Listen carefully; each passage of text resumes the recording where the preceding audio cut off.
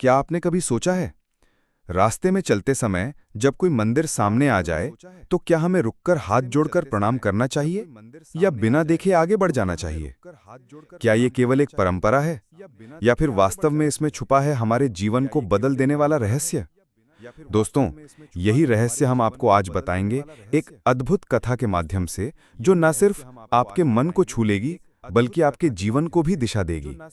इसलिए इस वीडियो को अंत तक जरूर सुनिए, क्योंकि इसमें छुपा है वो संदेश जो शायद आपके पूरे जीवन की सोच बदल दे। जय श्री महाकाल। स्वागत है आप सभी भक्तों का आपके अपने चैनल कर्मा ज्योति में। भारत भूमि को देवी देवताओं का निवास कहा गया है। यहाँ कदम कदम पर मंदिर मिलेंगे, कभी पीपल के नीचे शिवलिंग तो कभी किसी मोड़ पर छोटी सी हनुमान जी की मूर्ति। और इन मंदिरों को देखकर लोग आदरपूर्वक हाथ जोड़ते हैं, सिर झुकाते हैं और फिर आगे बढ़ते हैं। लेकिन सवाल यह है कि क्या सचमुच मंदिर देखकर प्रणाम करना जरूरी है? क्या सिर्फ मन में भगवान को मान लेना ही काफी नहीं है? यही सवाल हमें लेकर आता है आज की इस प्रेरणादायी कथा पर। बहुत समय पहले की बात है। प्राचीन भारत में सोनपुर नाम का नगर था। ये नगर बेहद सुंदर था। चारों ओर हरे भरे वृक्ष, कलकल करती नदियां, ऊंचे ऊंचे पर्वत और बीच बीच में बने प्राचीन मंदिर। ये नगर संस्कृति और अध्यात्म का केंद्र माना जाता था। इसी नगर में रहता था एक विद्वान ब्राह्मण धवल। धवल का ज्ञान इतना गहरा था कि उसके आगे बड़े बड़े पंडित और आचार्य भी नतमस्तक हो जाते थे। वैदिक मंत्रों से लेकर दर्शन शास्त्र तक हर विषय में वो पारंगत था। उसकी वाणी सुनने के लिए लोग दूर दूर से आते थे। लेकिन ज्ञान के साथ साथ उसमें एक जहर भी घर कर गया था, अहंकार का जहर। धवल सोचता था कि जब मेरे पास इतना ज्ञान है तो मुझे किसी मंदिर या भगवान के आगे झुकने की क्या जरूरत? मेरा मन ही मेरा मंदिर है। ईश्वर अगर सर्वज्ञ हैं तो वे मेरे भाव जानते ही होंगे। फिर ये प्रणाम करने जैसी दिखावे की परंपरा क्यों?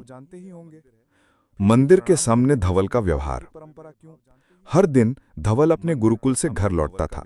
रास्ते में एक प्राचीन शिव मंदिर पड़ता था।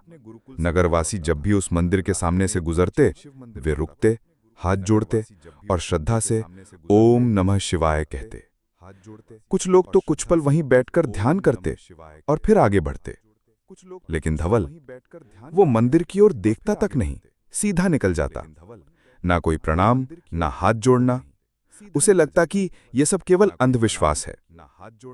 एक दिन मंदिर का वृद्ध पुजारी, जिसने ये सब कई बार देखा था, धवल को रोक लेता है। पुजारी बड़े प्रेम से कहता है, बेटा, ईश्वर के सामने सिर झुकाना केवल एक परंपरा नहीं है, ये आत्मा की विनम्रता है। जब हम मंदिर देखकर हाथ जोड़ते हैं तो हम अपने भीतर के अहंकार को थोड़ा थोड़ा काटते हैं। धवल हल्की मुस्कान के साथ उत्तर देता है, पुजारी जी, क्या भगवान को मेरे झुकने की आवश्यकता है? यदि वह सर्वज्ञ हैं तो मेरे मन के भाव को जानते ही होंगे। मेरे भीतर ही मेरा मंदिर है। पुजारी शांत हो जाते हैं। लेकिन उस दिन मंदिर की घंटियां कुछ अलग ढंग से गूंज रही थी, मानो भगवान स्वयं कोई संदेश देना चाहते हों। उस रात धवल को एक भयानक सपना आता है। वो खुद को एक घोर अंधकार से भरे वन में भटकता हुआ पाता है। चारों ओर डरावनी आवाजें, भयानक छायाएं। धवल घबराया हुआ इधर उधर भटक रहा था कि अचानक आकाश से एक दिव्य प्रकाश उतरता है। उस प्रकाश के मध्य में प्रकट होते हैं भोलेनाथ महादेव। उनके गले में नाग है, हाथ में त्रिशूल और डमरू है, जटाओं में मां गंगा विराजमान है, माथे पर अर्धचंद्र, शरीर पर भस्म और नेत्रों में करुणा और साथ ही चेतावनी की गंभीरता। महादेव की ध्वनि गूंजती है, धवल, तूने शास्त्र पढ़े, ज्ञान अर्जित किया, परंतु तूने मेरे साक्षात्कार को नहीं पाया। तू अहंकार से भरा हुआ है। जो झुकना नहीं जानता वो ईश्वर का अनुभव कैसे कर सकता है? धवल कांपते हुए कहता है, प्रभु, मैं तो आपको अपने हृदय में बसाता हूं। शरीर को झुकाना क्यों आवश्यक है? महादेव गंभीर स्वर में उत्तर देते हैं, जहां श्रद्धा होती है वहां शरीर भी झुकता है।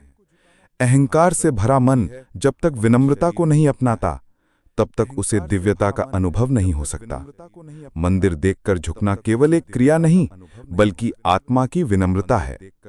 क्या तू जानता है, एक क्षण का प्रणाम वर्षों के तप के बराबर फल दे सकता है।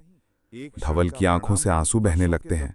वो धरती पर गिर पड़ता है और हाथ जोड़कर कहता है, प्रभु मुझे क्षमा करें, मैं अपने ज्ञान के अहंकार में अंधा हो गया था, अब मैं आपकी शरण में हूं। भोलेनाथ मुस्कुराकर कहते हैं, वत्स, जब अगली बार मेरे मंदिर के सामने से गुजरे तो सिर झुकाना, परंपरा के लिए नहीं, श्रद्धा के लिए। ये झुकाव ही तुझे मुझसे जोड़ेगा। सुबह धवल की आंखें खुलती हैं। उसका चेहरा शांत था, आंखों में करुणा, हृदय में विनम्रता। उस दिन से जब भी वो मंदिर के सामने से गुजरता, वो श्रद्धा से सिर झुकाता, हाथ जोड़ता, कभी कभी रुककर भक्ति गीत गुनगुनाता। नगरवासियों ने ये परिवर्तन देखा तो वे चकित रह गए। जो धवल कभी भगवान के आगे नहीं झुकता था, वही आज सबसे पहले मंदिर के सामने हाथ जोड़ता है। पुजारी ने मुस्कुराकर कहा, जब ज्ञान को भक्ति का स्पर्श मिलता है, तभी आत्मा का उद्धार होता है। इस कथा से हमें ये संदेश मिलता है कि मंदिर देखकर प्रणाम करना केवल एक शारीरिक क्रिया नहीं है, ये हमारे भीतर के अहंकार को काटने का माध्यम है। जब हम हाथ जोड़ते हैं, हम कहते हैं, हे प्रभु, मैं छोटा हूं और आप महान हैं। ये भावना ही हमें ईश्वर से जोड़ती है। इसलिए मित्रों, जब भी आप रास्ते में मंदिर देखें, श्रद्धा से सिर झुकाएं। ये झुकाव आपके जीवन में शांति, विनम्रता और दिव्यता भर देगा। तो मित्रों, आज की ये कथा आपको कैसी लगी? क्या आपने कभी सोचा था कि मंदिर देखकर प्रणाम करना इतना गहरा अर्थ रखता है? अगर ये कथा आपको अच्छी लगी हो तो वीडियो को लाइक करें और कमेंट में लिखें, जय श्री महाकाल। और हाँ, अगर आप ऐसे ही प्रेरणादायी और भक्ति से भरे वीडियो देखना चाहते हैं तो हमारे चैनल कर्मा ज्योति को जरूर सब्सक्राइब करें। मिलते हैं अगले वीडियो में, तब तक के लिए जय श्री महाकाल।